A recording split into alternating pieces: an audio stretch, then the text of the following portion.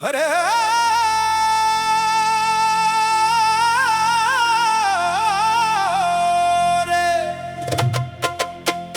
मांदर बाजे गजब गजब,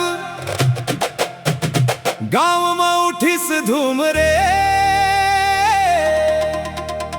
रंग बिरंगी लुगरा पहिरे, नाचे छत्तीसगढ़ के झूम रे।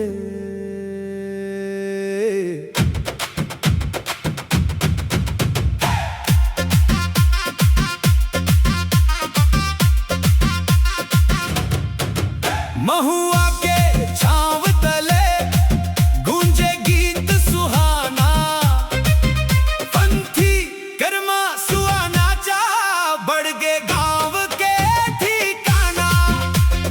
बेरी के छन छन बोली कंगना दे इशारा, तोर मुस्कान देख के सजनी धड़के मोर जियरा।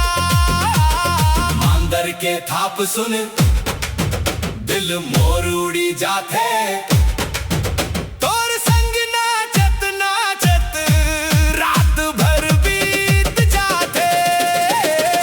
मांदर के थाप में झूमे रे सारा गांव, तोर संग नाचे बर मोर मन होगे बावर।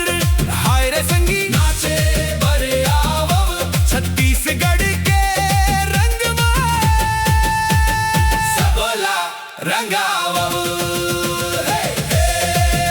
मांदर बाजे धूम मचा दे, कर्मा नाचा रंग जमा दे। सुहा गीत गूंजे रे,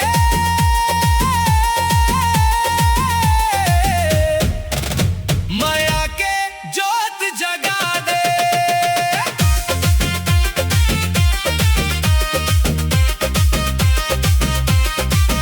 अरे पापे